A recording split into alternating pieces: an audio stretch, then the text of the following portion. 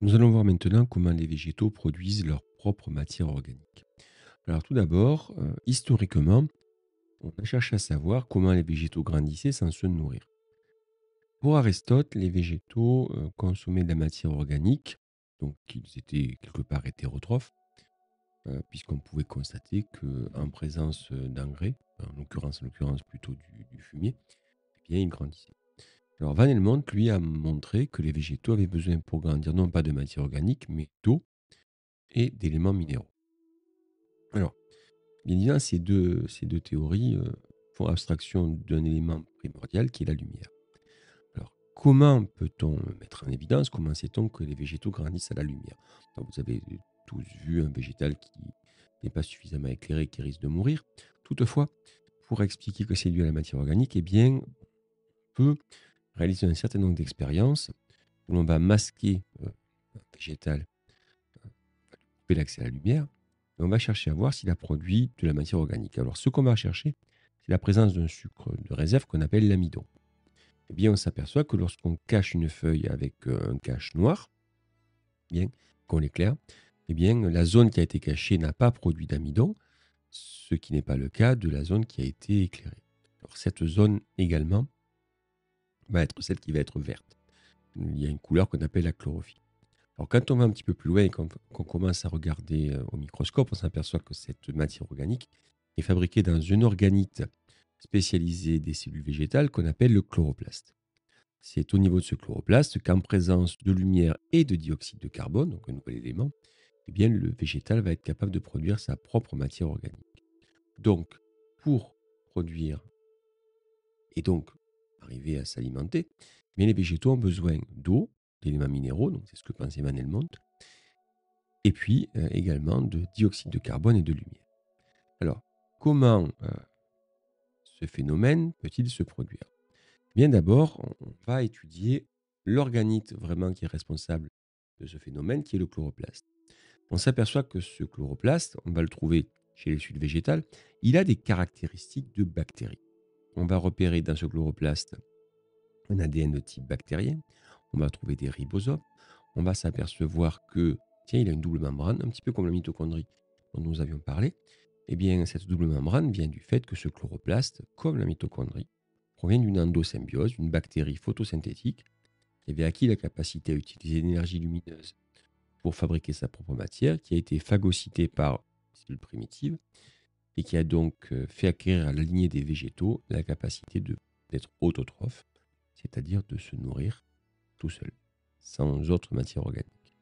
Alors, cette production on va faire un petit peu de chimie, consiste donc à produire du glucose, C6H12O6, donc C6H12O6, à partir de CO2 et d'eau.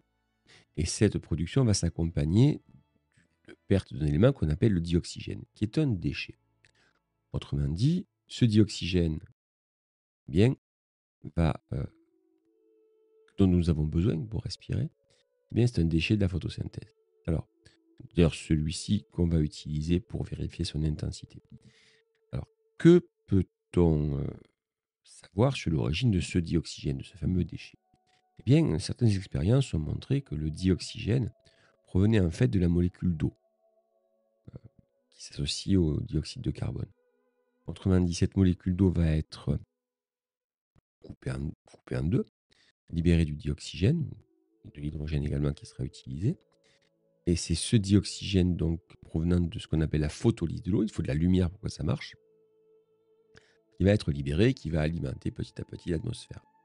Alors, cette photolyse de l'eau, pour qu'elle soit possible, il est nécessaire qu'à un moment donné, euh, les électrons libérés par la photolyse de l'eau, puisqu'on va couper une molécule qui contient deux atomes d'hydrogène et un atome d'oxygène, et bien que ces électrons soient acceptés. Autrement dit, ces électrons et l'hydrogène vont être acceptés par un accepteur d'électrons qu'on appelle le NADH. Ce NADH donc va récupérer l'hydrogène et les électrons, et puis le dioxygène va être libéré, va partir dans l'atmosphère. Alors maintenant, que va devenir ce NADH? Eh bien, on va s'apercevoir que au bout d'un certain temps, en l'absence de lumière, il n'y aura plus de NADH qui va être produit, et donc la photosynthèse ne va pas pouvoir se réaliser. Là, on met en évidence deux phases lors de cette photosynthèse, ce qu'on appelle la phase photochimique, qui nécessite de la lumière, et ce qu'on appelle la phase biochimique, qui ne nécessite pas de lumière. Attention, ça ne veut pas dire que cette phase euh, biochimique se fait à l'obscurité, ça veut juste dire qu'elle n'est pas dépendante de la lumière.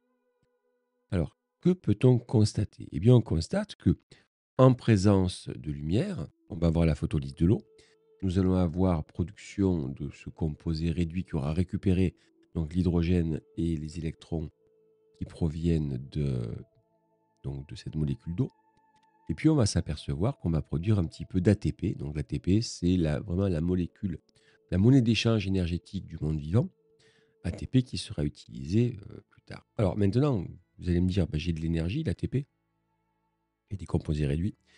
Puis j'ai un dioxyde de carbone, je ne sais pas ce qu'il devient. Eh bien, en fait, ce dioxyde de carbone va être pris en charge par une des protéines les plus importantes du monde vivant, que vous connaissez tous, ou pas d'ailleurs, qui s'appelle Rubisco. Alors, Rubisco, c'est vraiment une des molécules les plus importantes du monde vivant, car c'est elle qui va permettre l'entrée dans le cycle de Calvin. Alors, le cycle de Calvin, en fait, c'est du nom de celui qui l'a découvert. C'est un cycle qui va permettre de rajouter du dioxyde de carbone à des molécules pour petit à petit, à la fin du cycle, je simplifie bien entendu, libérer une molécule composée de 3 carbones qui, par la suite, va donner du glucose. Autrement dit, le terme de cette photosynthèse. Donc, je résume ce qu'on vient de dire. Dans l'équation de la photosynthèse, le dioxygène provient de la photolyse de l'eau. Le dioxyde de carbone va être à l'origine de la matière organique. Ce carbone va se rajouter pour former au final du glucose. Et puis, l'hydrogène va être récupéré et des électrons de la photolyse de l'eau vont être acceptés par un accepteur d'électrons, le NADH. L'ATP qui sera formé également va permettre de faire tourner le cycle de Calvin et on va se retrouver avec du glucose. Donc la première vraiment molécule organique, mais sauf que quand vous avez du glucose, finalement vous n'avez que du glucose. Donc on verra que cette molécule organique va devoir par la suite se modifier, être transformée par des réactions enzymatiques. Alors une petite précision, parce que tous ces mécanismes nécessitent de l'énergie, et cette énergie, elle provient de la lumière. Attention, pas n'importe quel type de lumière, uniquement certaines longueurs d'onde. Des longueurs d'onde plutôt vers le rouge ou vers le bleu. Donc vous allez me dire, mais pourquoi pas le vert? Eh bien tout simplement parce que si les végétaux ont une couleur verte, c'est parce que justement, ils n'absorbent pas les longueurs d'onde vertes. C'est un peu la raison pour laquelle ils apparaissent en vert. Donc les longueurs d'onde qui vont vraiment favoriser cette production de matière organique vont être ces deux longueurs d'onde dont je vous ai parlé. Alors maintenant, comment cette lumière est-elle captée? Eh bien, elle est captée grâce à des pigments. Alors, il existe un principal qu'on connaît qui est la chlorophylle, mais d'autres également, le carotène et l'exanthophylle, qui vont capter divers types de longueurs d'onde. Eh bien, ces pigments vont être ceux qui seront responsables de cette fameuse photolyse de l'eau. Grâce à eux, ces pigments vont être excités, vont aller casser la molécule d'eau, je simplifie bien sûr, et libérer donc ce dioxygène qui part dans l'atmosphère et les électrons et l'hydrogène. Alors, maintenant que nous avons vu la nécessité de la lumière, que nous avons vu un petit peu les étapes qui vont permettre la production de cette matière organique, au final, comme je vous ai dit, on n'a que du glucose. Et le glucose, ce n'est pas suffisant pour faire fonctionner un végétal. Nous avons vu dans l'épisode précédent que, ne serait-ce qu'au niveau des vaisseaux d'oxylème et de phloème, on avait déjà deux molécules, la cellulose et la lignine. Donc ce glucose, en fait, il va rentrer dans toute une série de voies métaboliques qui vont permettre de fabriquer les différentes molécules qui sont nécessaires pour le fonctionnement du végétal. Alors, quelles sont ces molécules?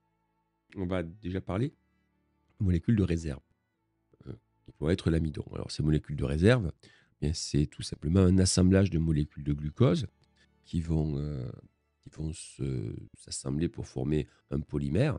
Et ce polymère de glucose, cet amidon, va servir de réserve, notamment au niveau des tubercules de pommes de terre.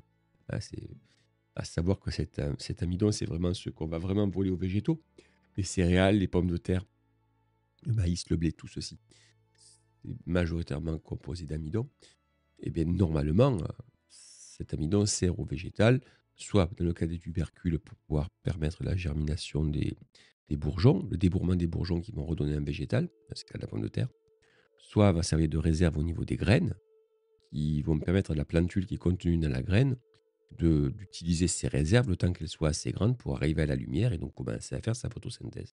Donc une première fonction des réserves. Deuxième fonction, des fonctions de transport. On a vu la lignine et la cellulose.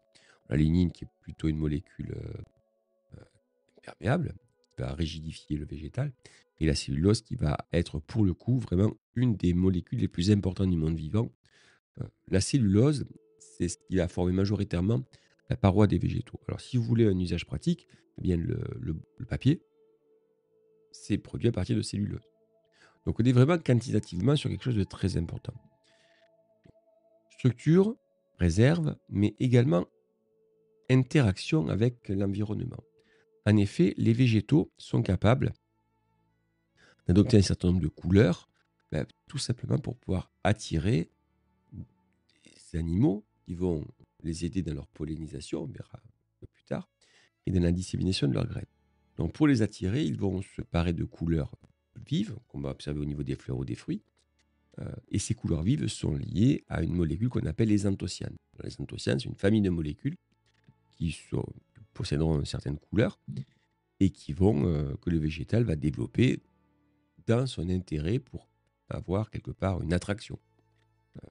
Il faut comprendre que ces animaux qui vont être utilisés par le végétal pour faire la pollinisation, pour disséminer ses graines, eux également, ils vont s'adapter pour récupérer quelques avantages par rapport au végétal. Notamment, si on prend les abeilles, elles vont être capables de récupérer les graines pollen et donc les fixer sur des sacs polliniques. Prenez le colibri, il aura un bec très fin pour venir récupérer le nectar. Donc, ces animaux, ils n'arrivent pas par hasard sur les végétaux. Ils sont attirés par les couleurs, ils sont également attirés parfois par des molécules odorantes. Donc, le végétal établit toute une série de relations à son avantage. C'est également l'avantage des animaux avec qui il établit des relations, de manière à pouvoir se reproduire concrètement. Alors, il y a une autre action, une interaction du végétal avec les animaux, mais cette fois-ci, c'est pour se protéger.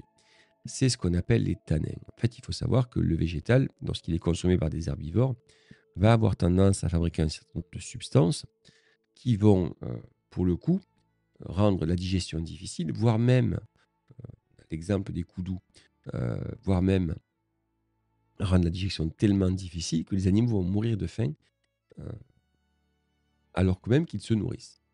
Donc vous voyez qu'il y a également une fonction de protection chez ces molécules organiques.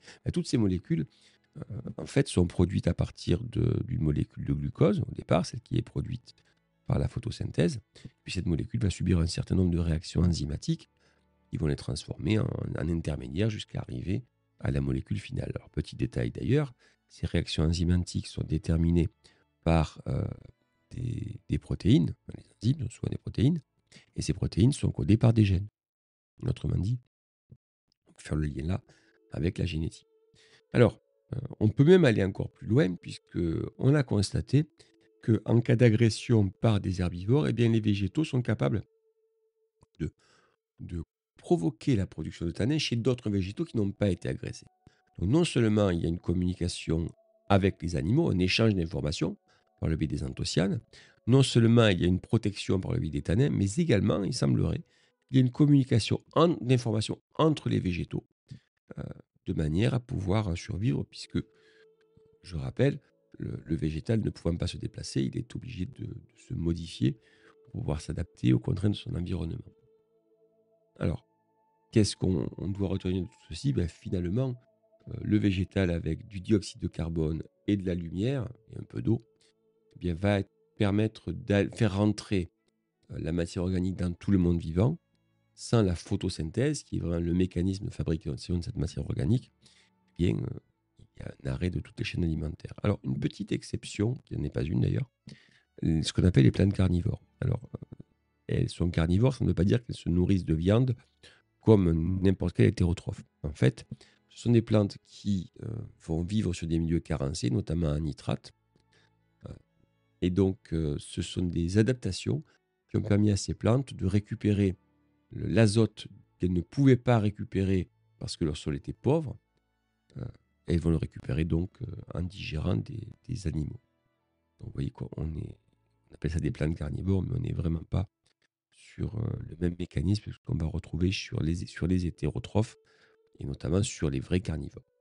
Bien maintenant que nous avons vu un petit peu comment cette matière organique était produite et quels différents types de matière organique finalement elle est produite par les végétaux, ça va nous amener dans un point qu'on a un petit peu abordé, à savoir, oui, d'accord, le végétal peut se nourrir tout seul, mais peut-il se reproduire tout seul? Et donc on étudiera dans un prochain épisode les différents modes de reproduction des végétaux, toujours avec la même contrainte, ben, ils ne peuvent pas se déplacer.